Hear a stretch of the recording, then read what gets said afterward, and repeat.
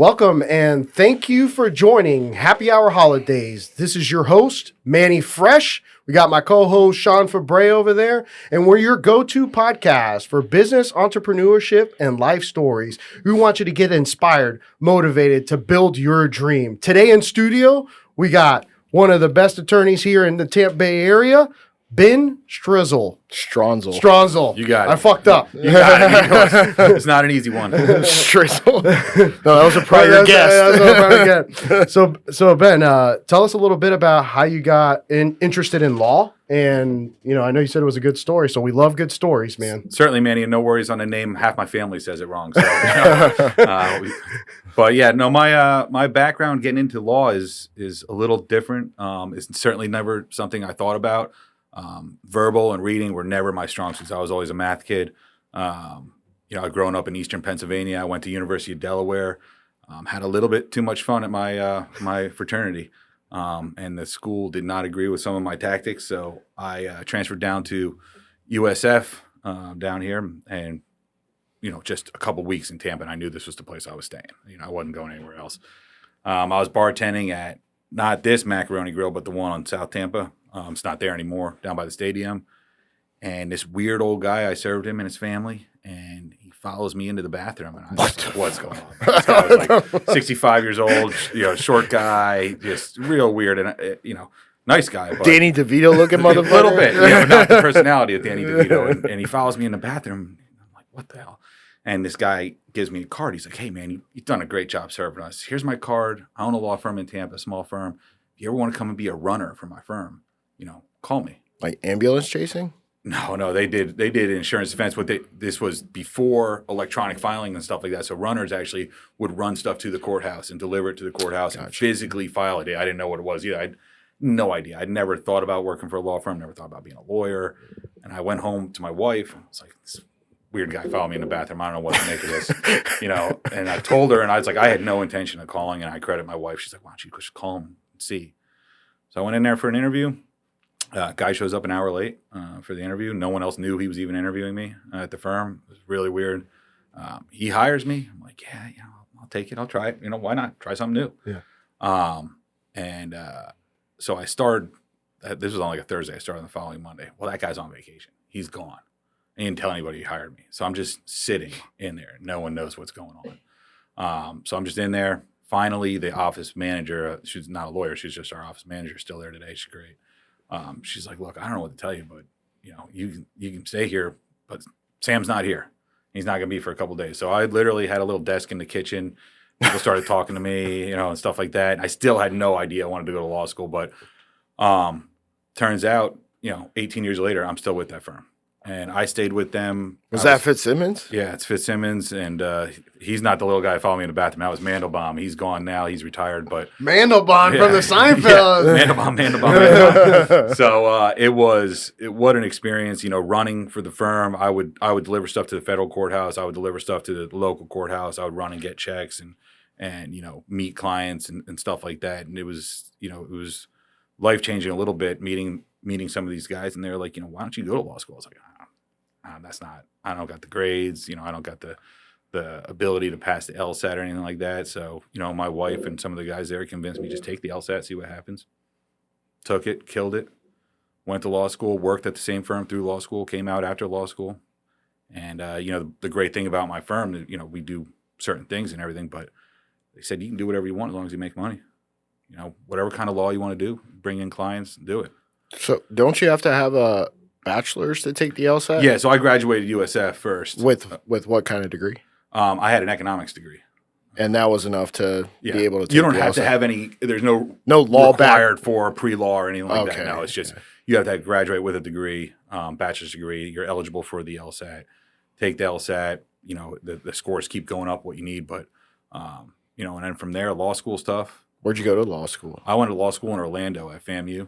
Okay. And I got in there in Stetson. Stetson was a little too pricey. Yeah. So, and I knew I wanted to work for my law firm. So I wasn't trying to build a resume or anything like that. I knew I was going to go to my firm. I was going to stay. I was going to build a practice, become a partner, and, really make it into something over my life. So are you a senior partner? Yeah, I'm named partner now. Oh, yeah, that's right. Yeah. And what's the name of the law firm? It's Fitzsimmons, Hewitt, Stranzl, and Spade. Yeah. I just became named about 6 months ago, 8 months ago. Damn, congrats, man. Yeah, congrats. I like the Appreciate story, it. bro, man. Appreciate it. That's awesome. And I've known. Ball followed you into the bathroom. I tell people that, and they're like, "Yeah, I don't know. That sounds weird, man. You don't have to tell the story." I'm like, "Oh." Real question is, when you were working there, did he ever follow you into the bathroom again? No, I'm not going to give him on air, but I got some real strange stories with that guy. He's a great guy. He got me into law, but he's just. Is he still alive? Yeah. He's just retired. He's got to be like 80, right? Yeah, he lives a life a little different than how other people do. He's not time sensitive in any way. So. Just cruises to the beat of his own drum, which I'm jealous of in some ways. Showing up an hour late to the interview, it's like that's nothing. That's nothing. I mean, an hour late to everything. To become a named partner, don't you have to pay a certain amount of sum in order to? You have to be invested in the firm, correct? So there's a couple ways. Is it like $1 million, $500,000, yeah, $250,000? I stroked that $500,000 check. No, because that's what we saw on Suits. He does it in Suits. Some firms require it. You can buy in and become a named partner and become. You don't even have to be named, but you could just be a partner and you buy in, and now you're an equity holder. Some firms do it through sweat equity. You've been there for a certain number of years. That they just give it to you in little increments, and then other firms they'll do it where if you got a big client that's the one bringing in all the money to the firm. Well, they want to secure you for a number of years. The best way to do that is name you as a partner. Because you could just leave that firm and take the client with you. Yeah, you could sell that book of business to another firm and take it there for a lot more money. And people do that. You see it jumping. It happens rarely, though, once you're a named partner. That's my firm now. I'm not going to just leave. I need a major reason to leave. How many people are employed by Fitzsimmons, Hewitt, Stranzl, and Spade. Jesus fucking Christ, man. That's a mouthful. It's a mouthful. We say FHSS. Okay, there you go. A lot easier. FHSS. Actually, most of the time, and this is a knock on myself, if someone does a call or something like that, I'll just say Fitzsimmons Hewitt, man. I don't got the energy for all four names. But we got 9 lawyers. We're actually trying to hire a 10th right now. We're in talks with some people. Got paralegals. We got 6 paralegals, receptionists, office manager, stuff like that. So like 20. Yeah, it's like 15, 16, 17 people. Are you guys in downtown Tampa? Yeah, so we were just in South Tampa at Hyde Park, and in Hyde Park there. We just moved over by International Mall literally a couple weeks ago. Oh, okay. So we were having some issues with our landlord and said we're out. Were you guys ever in the Wells Fargo building? We were in the Wells Fargo building, yeah. At the top? Yeah. Do you know John Kane? Yeah. Oh, okay. John Kane was a partner of mine. Yeah? Yeah, he left the firm recently, about a year ago. Did you know Ramsey? Yeah, Ramsey. Oh, yeah, okay. And his brother. I represented his brother on some stuff, yeah. Ramis or Shaddy? Ramis. Ramis? Yeah. That's our brother-in-law. That's our brother-in-law. Yeah, way back. Ask him. Him and I we got a story going to court together. Him and I, this is like 11 years ago too. So yeah, no. And Ramsey, I've known Ramsey for a long time. He was at my wedding. Him and Christian, both of them, forever. Nice, man. So, so we're connected but never met. Yeah. Even though we were at the same wedding, Christian's wedding. And you guys have golfed with my law partner, Steve Spade. Yeah. He's not a good golfer, but he's fun. He told us a story how he got, for the firm, a great deal at Hunter's Green because the guy pretty much gave away the deal. He told you what? This is what he said. It was only $300 a month, no initiation fee. I think he inserted his name in for me, but did you do it? Yeah. Okay, you're the one who did. What about that story? Because what he told us is that guy got fired from Hunter's Green. Well, he said he was leaving the next, he's gone, and he gave a certain deal, no initiation fee, only $300 a month for a corporate membership, and that was it. It was signed off on it. It was like $290 and a month for each of us, and we signed off on it and agreed and everything. And I'm a contract lawyer, so you're not breaking that. That's something that's it's in writing. And they came back like a day later, and it was his boss. I'm like, we let go of that guy. He wasn't authorized to make this kind of deal. This is half what other people are paying. I'm like, that's great, but he did. And he was your director of sales and stuff like that. So they're like, look, the best thing we can do is I think they gave it to us like $320 or $330. So they upped it a little bit, but they gave us free lockers and free carts for life.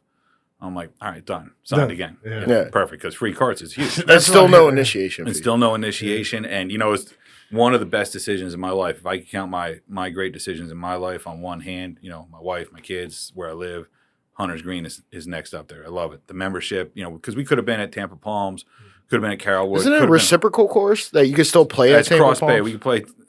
We could play Tampa Palms, East Lake, which is now like Arda or something like that. we played there recently. Yeah, Adria, something We like just that. played a tournament there last week. Yeah. So, and then there's one in Countryside or something like that down in Clearwater. There. Countryside. But just the Hunters Green membership is by far the best. The men there and the whole staff. It's just so fun. All the tournaments. Christian got a little taste of it this week. So. Yeah, The clubhouse is nice, too. Yeah, he said the customer service, they treat you well. I mean, the course is fantastic. It's all around. It's a great membership to have. I did it to get clients, and I've met. We've gotten a bunch of clients out of there, a bunch of business clients, a bunch of different types of clients out of there. So it helps my firm. And we get to play golf. It's fantastic. And you tell them it's a private course. I mean, they get a little excited about that because they can't just go book it on golf now. Yep. No, and it's great, and it's been a good experience for the firm, for Spade, we got another associate who's part of the corporate membership. Steve, you lied to us. You told us you got the deal. Actually, I'm not sure. Emails if needed. I'm not sure if he told us he got the deal or not. I redact that. Yeah, he was. Spade's great though, and he loved. He loves being up there and playing. Spade's a great law partner too. Him and I don't do exactly the same stuff, so we do a little bit different types of law. But having Spade in the office is fantastic. He's not just a great lawyer, but he's a great. We have our battles. We prank each other. We get each other with different stuff. He's actually on my list to get in the next couple of weeks, but he's got that real cool demeanor and personality that just allows that. Can you tell the audience exactly what kind of law you practice? So I do a lot of commercial litigation and small business startup. That's the stuff I really enjoy doing. That's the stuff I excel at. And what that is, small business startup especially, is I help startup businesses or businesses in their infancy with contracts, with their operating agreements, with their leases. I'll say this: the number one killer of a business early on, in my experience, is a bad lease. You talking about like a rental lease. Yeah. So where is your property? Where is your building? Where are you going to be? You're going to sign a 5-year lease, a 7-year lease. What are the terms of that? Is it triple net? Is there going to be taxes included in that? There's a lot of things that people don't think through or even understand to think through because they've never done it before on a lease that will kill a business early on. Unexpected costs that you don't know about. Especially with, I do a lot of brewery law. As I was going to bring that in, yeah. I mean, as I was going to say, you represent a lot of breweries here, and that's something interesting. There's a lot of attorneys that do that. So tell us a little bit about that. Yeah, so I got into the breweries through my wife, my lovely wife. She was a bartender at Brass Tap years ago, the first Brass Tap. Brass Tap right there off of Dale Mabry and Limebell? No, in Wiregrass, the first one up in Wiregrass Mall. This is like 12, 13 years ago. It's still there, isn't it? Still there, yeah. But that was the first Brass Tap. And when they first opened, a little bit after they first opened, she was one of the bartenders, and I would go in there and slam down beers. And, did you join the club? Yeah, exactly. Where you were trying to get the 100 shirt? I didn't join the club. It would have been cheating because I was there all the time. I got all the way up to the 300. Oh, nice. Yeah, 300 different kinds of beers. Wow. Yes. Well, yes. I did used to drink out of the boot, though. That was my favorite. I never did that. They put the kibosh on that because people were breaking them. So did you actually? Were you able to chug the whole thing? Turn not it? Like not like a beer fest. Beer fest. Yeah, no, I couldn't do the turn. No. But anyway, so her manager up there was a guy named Ryan Dowdle, and you guys are golfers, fantastic golfer, played golf at Wisconsin, really cool guy. He started Angry Chair Brewing about 10 years ago. He started Angry Chair Brewing, and I would drink beers all the time up there, while she was bartending, but him and I would talk golf. I would just ignore my wife and talk golf with this guy. Cause, were you married at the time? We were not quite yet married at the time, no. So when he first had the idea to start this brewery, he calls me up. He's like, hey, you think you can help us? I was like, man, I got to be honest with you. It's not really my area of law, but I'll do it for free so I can start to, learn this Gain stuff, experience. help you out. I'm not going to charge you, so it helps you. I'll do everything I can. And from there, he started in the brewing industry is very close-knit. Everybody knows everybody. They've all cycled through Cigar City at some point. They've all worked there. And some of the other breweries they've all worked at. So my name got out, each year I was picking up one or more. I think we're 12 or 13 breweries now that we're doing work for. The good thing is if you do it right, if you help set them up right from the beginning, and this isn't just breweries, this is all businesses, they often don't need you, much more after that. They got their contracts in place. So I do, of all the breweries, the least amount of work I do is with Angry Chair, and they were my first client because, they're all set up right. They got their stuff going. They call once in a while for contracts and stuff. I mean, is there a lot of law to be done for a brewing company? Like, to start up. So after the startup, I mean, are you having to litigate after that? They got distribution contracts that often need to be maybe not litigated, but fought or debated at least. They got a lot of it's with the landlords where we battle with them, other breweries. I do trademark work. Some of my biggest legal battles with the breweries have been over trademarks. I still have one going against a not very good brewery up in Massachusetts who I'll talk down on, Lord Hobo. They got one good beer, but the brewery's named Lord Hobo, and they're in a battle with one of our local breweries here. And over a trademark? A trademark on naming of a beer? Yeah, naming of a beer. Even though they're all the way in a different state? Yeah, so they sell them nationwide, though. So they get them on a distribution, so that does affect. And the trademarks are interesting. A lot of people don't understand, they just think, okay, I have this name, so therefore no one else can use it. That's not how that works. You got to file for the trademark. You got to establish, not only does it meet the USPTO trademark requirements, because you can't just trademark anything. I can't just say the color red is now trademarked because I'm using it. There's different requirements you need to first get trademark, and then to protect your mark, over time. That's something that's very important and can be valuable to a brewery, especially ones that have a valuable beer. Because, all right, so my moderately selling beer is also being sold in Oregon. Who cares? All right. But now if I'm going to use Cigar City as an example here, High Lie blew up that company. Great because beer, it's such a great beer. There was no other beer like it at the time when they came out with that one, 12, 13 years ago. And it just took over the market, in Tampa. Then it took over the Florida market. Then it took over the national market. The value on that beer is tremendous. So you got to protect that name. So if you have a great beer that's coming up, you need, a lawyer or someone who at least can do the trademark searches in your brewery and make sure that no one else is infringing that. And it's not just an exact name, anything close, anything that could confuse the public.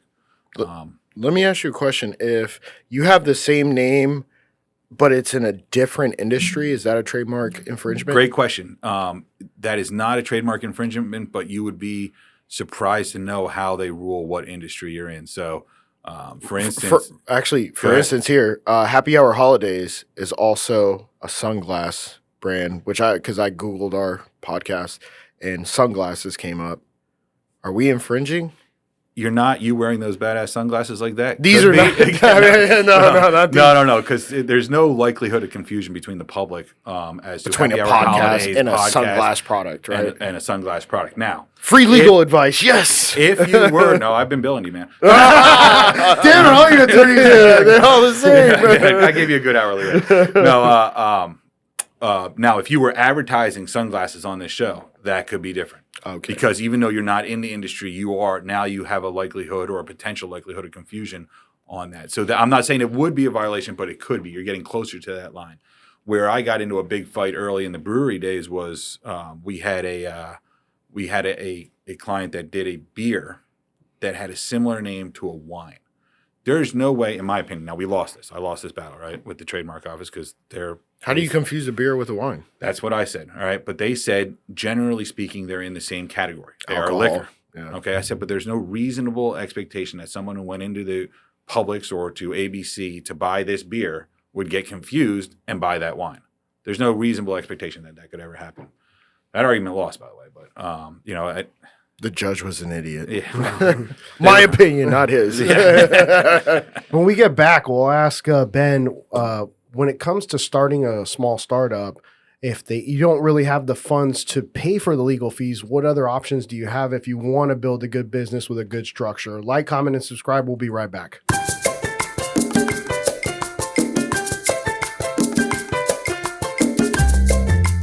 Welcome back to Happy Hour Holidaze. We were asking Ben, if you're a small startup, I mean, just like us, I mean, we didn't really have a lot of capital going into it. We obviously wanted to set up the business the right way, but we just didn't have the capital in order to do it. So if somebody... Yeah, we had Rocket Lawyer. Yeah, it was Rocket Lawyer. But if you have somebody you meet and they're like, hey man, I really want to set this up right, but I'm a little capital short. What can you do for those people when it comes to that kind of equity stake, right? Yeah, certainly a great question, and it's a problem a lot of businesses run into, people run into, and I fear that a lot of people hesitate to start businesses because they don't know what to do in that area. There's multiple different options. We do free consultations, and most business lawyers like myself will do free consultations like that. And, this may surprise you guys a little bit, but I will advise a lot of them to use, LegalZoom, Rocket Lawyer, something like that. LegalZoom's a ripoff, bro. It is. And they're not great. But if you just need a document to get you started for the first year, all right, I don't advise this in every situation. It depends on the business, okay? But I'll give them areas where you can save costs on the legal cost and where you shouldn't skim. The lease negotiations is always a place where I say don't skim because you can just get killed with that. But, we've offered equity interest, give me 1% in your business. No voting rights or anything like that. Just give me 1% in your business. I'll do your startup cost for free. All your stuff for the first year or whatever it is. For free. We've had people do that. We've had people, a lot of the time, what we'll say to them is give me 1% in your business or 2% in your business, and you can buy that back from me in a year if you want. Yeah. So that you're 2 years, so that you're up, you got your feet on the ground running. We don't offer that to everybody because I got to believe in your business first. Yeah. If I think it's gonna tank, I'm not gonna offer that. Then I'm just losing money too, and I got a business to run. So, does your firm own 1% in any businesses currently? yes, Yeah. yeah, Anyone that has been longer than a year? yeah. Yeah. Oh, okay. So you guys. Yeah, I mean, people have the option to buy it back, but it's only 1%, so oftentimes they won't. It's not like there's a voting interest that says, How do they pay that? Like quarterly, annually? Yeah, they pay us in dividends if it's, if they're making money. Would it have been cheaper just to pay you to start it up as opposed? If they're a business that makes it, yeah, probably, but a lot of them don't have the money. No. So, a lot of them are doing everything they can to avoid taking an SBA loan. Yeah. And Ben, when you said that you negotiate most of the leases when these small businesses says, "Oh, I got a realtor," do you advise against that and go, "I'm going to obviously be better than a realtor"? Yeah, well, a realtor is going to have different. Realtors are great and they're an important part of this, but they are looking for different things in a lease than I am. They're looking for commission. Yeah, well, they're getting their commission on it, but I mean, I'm getting paid on it too. But the idea is that the realtor isn't looking to protect that business 5 years, 10 years down the road. The realtor's relationship ends with that business once that lease is signed. All right. Now I know some great realtors in the area who that doesn't. They will continue to help and advise and stuff like that.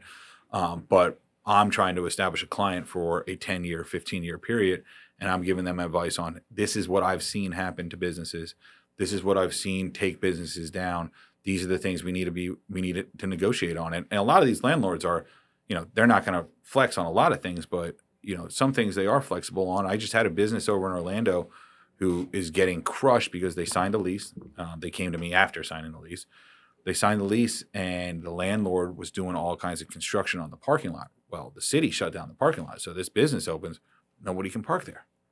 So they just got crushed. So they went 6 months of having just minimal people able to come in, and it just killed them. They're scratching now to try and get out of that, but and then you get in a fight with a landlord who's got, especially early on in your startup business, who's got more money than you do. So they, right or wrong, they can push you to the brink of having to resolve a situation that ultimately you probably could win, but you're going to pay my legal fees to fight something in court for 2 years when that means your business is probably going under anyway. So, landlords can really cause a difficulty for a business, and a great landlord can be a great asset to a business. I would say our landlord is awesome, man. Yeah, I mean, listen, having a great landlord who wants your business to do great and wants you to do great, that's just a huge stress reliever for especially a startup business or a small business. And then you got the landlords who are uninterested, just send me your check and we don't care. And then you got your other ones who are there on a daily basis checking to see if you're following the lease and stuff like that. Which is a pain in the ass. It's a pain in the ass, but sometimes the property's so great that you'll take that. You'll say, all right, you know what, they're going to be a pain in the butt, but this is the property I want. Location. Yeah, I'll give up. Going back to breweries, I tell all the startup breweries or anybody, you either got to have an unbelievable location for your brewery, a great spot where people can walk to and they can sit outside and drink, or you got to have fantastic beer. Because you got fantastic beer, I don't care where you are, people are going to come. All right. If you got a great spot that's family oriented, people are going to come. But if your spot's okay and your beer's okay, you might make it a few years, but long run, you're not going to survive. Can you name what you would consider is some of the best brewery companies that you represent? Yeah, I mean, If that's even possible, I don't know. I mean, I can just tell you, I won't go by who I represent. I'll just tell you what I think are the three best breweries for God, beer. this guy's a lawyer, man. In the Tampa area, I'll give you my three best breweries, and I think that Florida Ave? Cigar City is the probably best, the best yeah. brewery, and if you guys haven't been in there for their food's fantastic too. Where are they even at? Because Cigar City's right down behind the Home Depot on Oh, South Maple, okay, the yeah. original That's one. that's the one that I was That's- thinking. yeah, that's- So that's not Florida Ave. That's no, not Florida Ave. Ave is in Wesley Chapel. Oh. They actually have another. So Florida Ave started on Florida Ave in the Heights. Yeah. And then they shut down. It became Brew Bus, and they opened one in Wesley Chapel, which is fantastic. But now they opened another smaller version of Florida Ave back on Florida Ave. Which one is the one in Dunedin? Seventh Son is fantastic. Yes. In Dunedin. Yeah, that was a good I was one. just going to say Seventh Son is a top brewery in this area. They had a spot in Tampa, and they're doing some work there right now. But the Seventh Son one in the Dunedin area, I mean, it's fantastic. Their beer is just unreal. It's female owned, female run. Great place. It's a cool spot too. Yeah. Where they got it. It's by the water, isn't it? It's Close somewhat to near it. the water. Close to the It's water. Close to the water. Going back to water. leases, they got a great lease. They got a great lease. Yeah. Angry Chair Brewing is if you're just going by beer. Yeah, where is that at? Angry Chair Brewing's in Seminole Heights on Florida Avenue. It's where Florida Ave Brewing used to be when it first started. And then Brew Bus, and now it's Angry Chair. So is that Beer-wise- Florida Ave by Hillsboro or? Yeah, by Martin Luther King. They're right by Martin Luther King, okay. MLK and Florida Ave. They're literally right at that intersection. Where it's the one way? It's one way at that point. Yeah. No, it's two ways. It becomes one Is way it? right after that. Yeah. Oh, okay. But if you're just going beer quality, Angry Chair Brewing is as good as it gets. I mean, their beer is. They have they release bottles maybe every 2 months or something like that, and they get people wait the night before. They line up outside the building. No to buy way. these You bottles. shit Like those an are- iPhone, huh? Those Like- aren't like me. Black Those aren't Friday, me, but dog. These bottles sell out in the first 20 minutes. Are they small 12 ounces? No, or no, are they you can get six. growlers? Usually 6 of them, and they're the 32-ounce bottles. But Jesus. and people are diehard beer fanatics. That's not me. I'm a beer guy, but I'll just get a different beer. I'm not waiting in line all night. You know? But that's the best pure beer place. What kind of beer is it?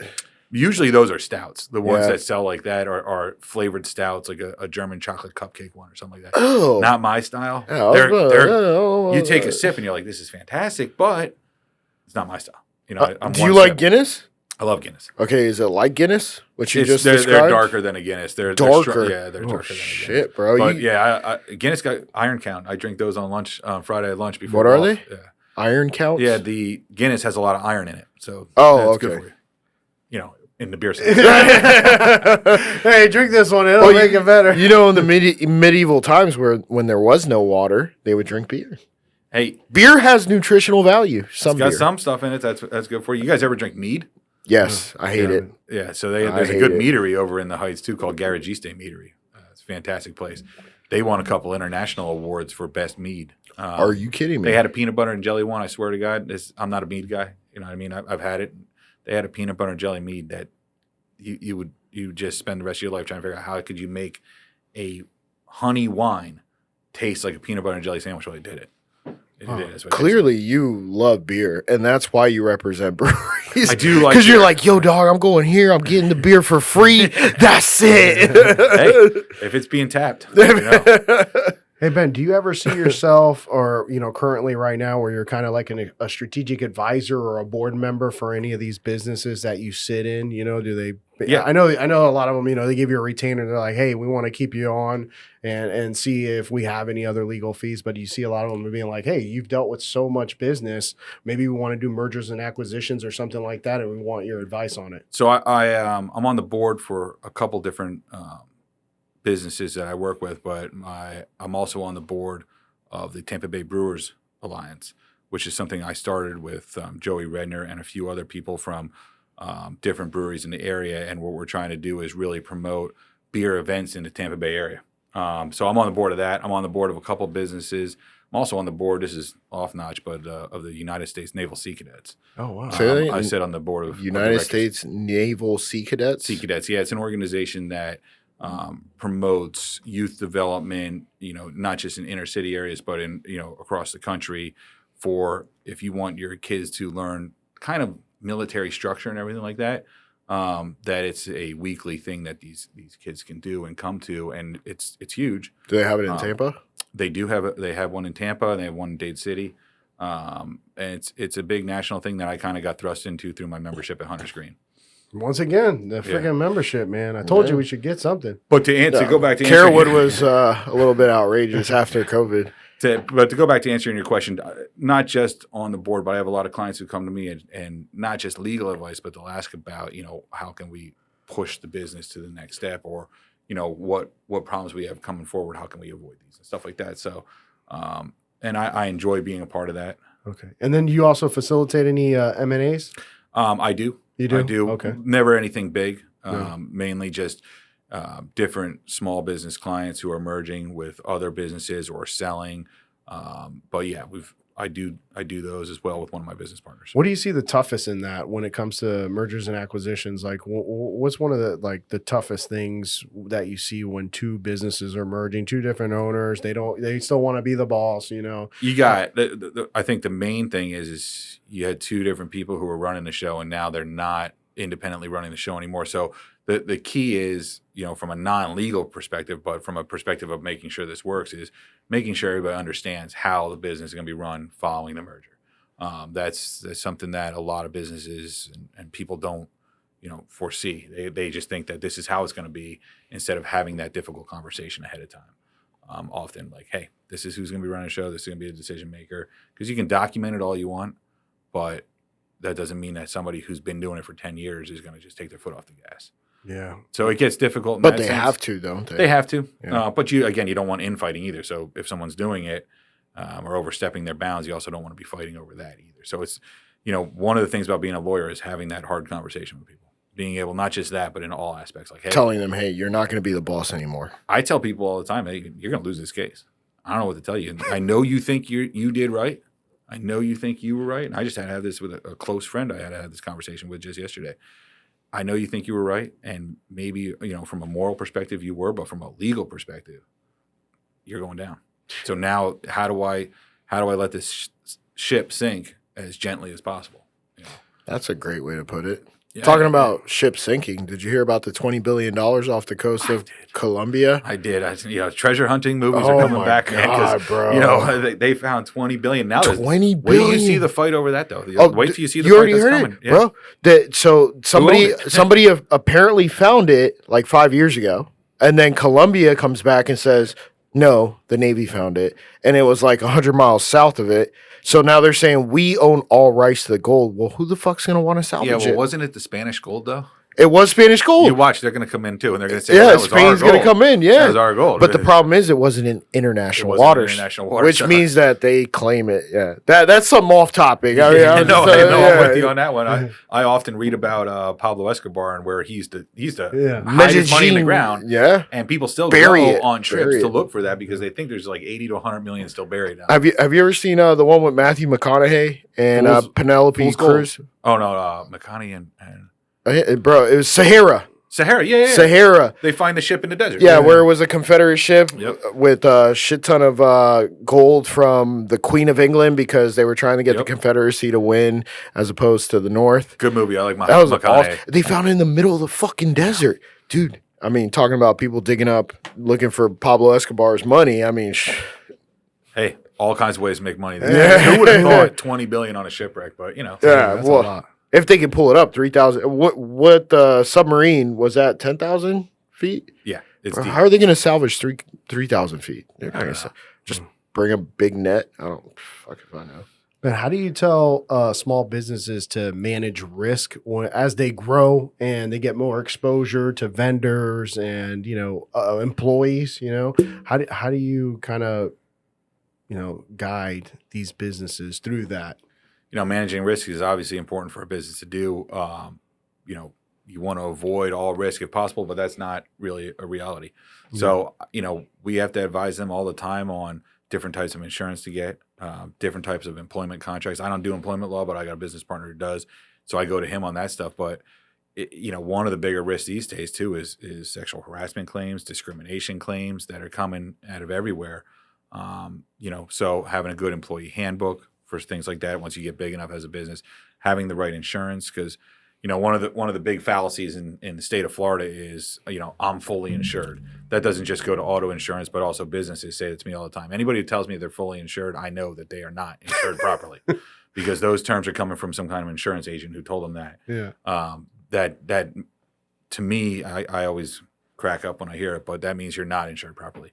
Having proper insurance for your business, having not just your CGLs, but your specific insurance that's tailored to your business is incredibly important. What are CGLs? Commercial general liability policy. Oh, okay. So that's just your general business is going to have, they're all going to have some kind of CGL policy that protects them, because you never know what's going to happen. You don't know what employee is going to make some crazy claim.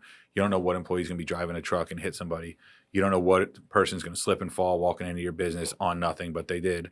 I've seen crazy claims coming from all kinds of people in all kinds of situations, and you can never 100% protect yourself or your business, but you can do your best. And getting legal advice, sitting down and talking that through is very important. And again, I would say anybody who says fully insured, probably a crock of shit. Yeah, it's not really what they are.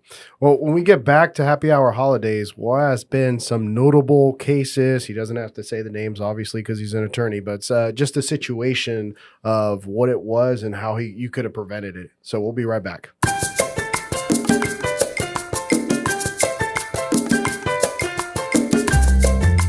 All right, so we're back with Happy Hour Holidaze, and I was asking Ben about maybe some memorable cases that he had within, your field of knowledge. I got a lot over the last 12 years. I think some of the most interesting ones that we've had is, I did an entertainment case with a couple, I won't use their names, but a couple big name artists, rappers from back in my day, from the 90s. Who were battling out over an estate, over entitlement to royalties. It was a really interesting case. I liked both guys on both sides because I listened to both of them. But that took me all over the country to get it figured out. It was maybe the most intimidating courthouse I've ever been in. Was the Southern District of New York, in front of Judge Daniels on the 34th floor, right down there in New York City. I mean, we got young lawyers who go to courthouse here in Tampa, the county courthouse and stuff, and they're nervous. They're shaking. I try and tell them, I say, this is nothing. I don't get nervous. There's very few things I get nervous for, especially where it affects me. That courthouse just had me, the history. These are the guys trying the 9/11 terrorists and stuff like that. So what an interesting case it was over the royalties. It was something that was in a lot of ways new to me. I met some really interesting people on it, but just fascinating, how the law is written. And I can tell you this, the one thing that I learned for sure out of that is that most of these artists have no idea how their royalties actually work and how they work once they pass away, who gets them, who has the rights. Is that because they didn't have a lawyer in the beginning of the negotiations for the contract? Even if they got a lawyer, these are things that are very complicated to understand, even from my perspective, and I've read it 1,000 times, and I still, in a lot of ways didn't understand, exactly how it was done. Mainly, experience is the number one thing where you learn how to understand stuff like that. And the people in that industry, I can tell you this, new artists coming in have no idea. And then people who've been in that industry start to learn it over and over because the terms become more repetitive and everything like that. So, if you are going into entertainment, talk to at least an entertainment lawyer of some sort. It's not something I really do. I did that one case that was more based on contract law, but it's something that's very confusing. I mean, because you got to think about it. The artists have had the most because they had LimeWire come out. Then you could basically, this guy said LimeWire. Napster was the first thing. Yeah. No, but LimeWire was the what was it? The P2P. No, but person-to-person sharing. Napster was the first big fight. That was Mark Cuban, wasn't it? No, that was Napster was Mark Cuban. No, that was Sean Parker. Sean Parker. Yeah. Yeah. So the artists went through that. Then freaking iTunes, then Spotify. iTunes actually helps them because you got to buy the song, don't you, to listen? Yeah, I don't know. Well, Spotify I don't helps have now Apple because you get the hits. So they've changed how they pay on those things now. But the law was evolving very fast with the technology. It was behind the technology a little bit, but it came out. Eminem is actually the one who had the seminal case against the Spotify hits to say, well, every time someone listens to my music on Spotify, I want to get paid. And prior to that, Spotify was the one getting paid. So there was a seminal case on that. I don't know the exact details of it, but he won, yeah. Yeah. He won, and it set precedent for the rest of these artists to collect money based on hits on Spotify. That's why and things like Eminem's that. the GOAT, man. I love Eminem, man. Yeah. I wish he would tour outside of Michigan, but he won't. Really? He's a big Detroit I didn't even guy. know he was even on tour ever. Yeah, well, he just who's the country guy that he just came in and did it with? I'm gonna yell at my wife here; she'll know. Ed Sheeran. Not a country Not guy. a country guy. Yeah, not a country guy. Maybe that's why I was Yeah, wrong. yeah. But yeah, he just surprised everybody at an Ed Sheeran show. I in remember Detroit. that. Yeah, that was cool. To go to another interesting case that I'm currently working on, and I can use a name here, but Taylor Wright is a young girl who was murdered in just outside of Tallahassee, Florida, by her best friend over about $40,000. And my firm has some connections to some family of hers, and we're representing her son, her young son, and her husband, her late husband now, in a pursuit to recover from the girl who did it is in prison, but her family is wealthy, and her family is the one who gave her the gun. Now, obviously, I don't know if they knew she was going to use it for that, but this girl had all kinds of mental issues, and they're giving her a gun, and we believe that that's a negligent security is what we call it, is the case. It's going to be a very interesting legal fight. Can you give us a little bit of background on the $50,000, $40,000? Like, did she loan it to her? Yeah, she loaned it to her, and when the friend couldn't pay it back, she had used it for drugs and whatnot, and then that friend killed her. She says, well, yeah, I'm going to pay you back. Come to my farmhouse with me. I got it over there. She takes her outside the barn, shoots her in the back of the head, and then buries her body. That's fucking stupid. Yeah, and the family. This is there's a couple shows out there on the different streaming platforms that have different recitations of what happened and all kinds of interviews with the family. So it's very sad because she got a young kid. Very interesting from a legal perspective. It's a real interesting fight because it's not a clear cut. Well, she's guilty, isn't she? Well, she's guilty. So criminally, yeah, she's guilty, but she didn't have any money. So I'm trying to recover some money for the young kid, to get something in his pocket, for his mom's death. And it's terrible. And we could get a money judgment against the girl who shot her. That's easy, but there's no money to get. So, I mean, that's another thing about, you hear about all these big verdicts and stuff like that. What you don't hear about is how much money did somebody actually get. There was a big $211 million verdict that came out the other day. But how much can they collect? Yeah. And not only that, you're going to see multiple levels of appeals. You probably see that case get tried again. I know that one was a big Netflix special as well. But who was the one that? So the wealthy family is the one who loaned the money? No. My client loaned the money. They loaned the gun to the girl who shot my client. Yeah. No, I'm just trying. Who's the one who shot the one in the back of the head? From the wealthy family? From the wealthy family. So because the poor person couldn't pay the rich person shot. She didn't want to go to her family for drug money. Something like that. That's a weird one. It's a twist. Yeah, it's a weird one. That's a movie coming out in 2025. It probably will be someday. Ben's gonna write the contract for the rights to the movie. Actually, as someone who'll probably be in the movie. No, I'm joking.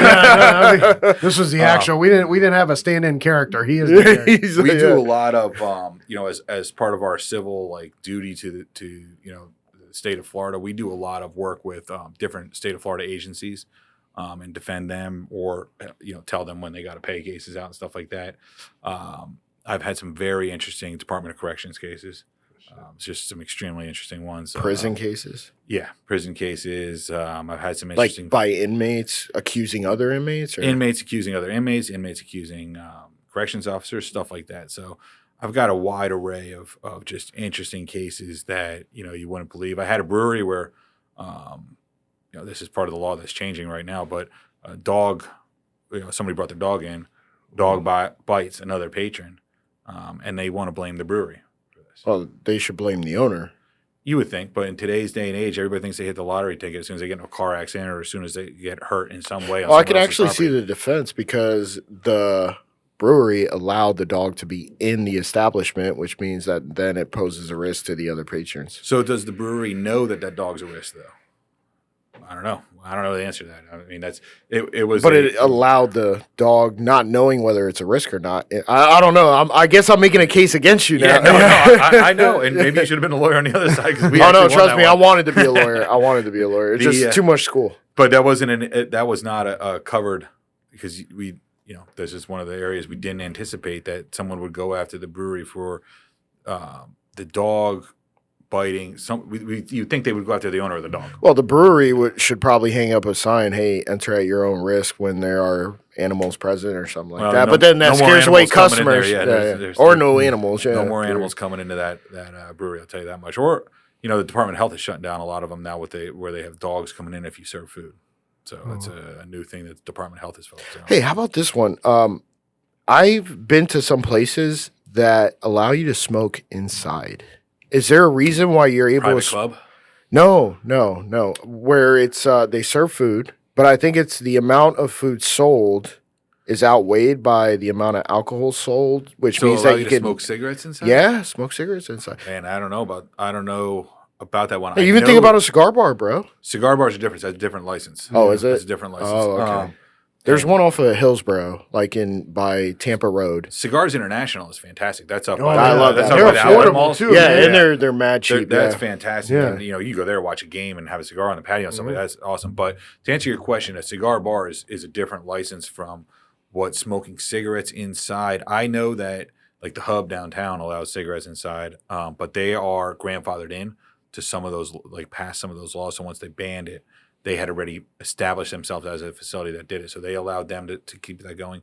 I know private establishments allow it. You guys will be interested in this. Some of the golf simulator bars that you're going to see more and more of those open over the next 10 years, probably. which one? Oh wait, they opened one up in downtown. Yeah, They you're used talking to, about Yeoman's. Yeoman's. Yeah, but Oh, Yeoman's was already Yeoman's open. was a Oh, place, yeah. and then they put the golf simulator place in there. But now there are these like five iron golf is up in New York City and Chicago. It's bigger up there because in the winter it's huge. But you're going to see places like that eventually open down here where they're bars that are strictly for golf simulators, and they will do private membership. There is one down here. I forget the name of it. Spade's going to hate me. Are you talking about in South Tampa? Yeah. It's called like Birdies. Birdie Bros or no, I think it's called Birdies in South Tampa. yeah, it might be. But Yeah. Spade knows the guys who started that, and it's supposedly fantastic. But It's if you got like have a 5 private, days. if you have a private membership, all right, you can allow in certain instances you could allow smoking in there. So Yeah, but what if there's a drop ceiling, man? Doesn't that just seep into the next unit?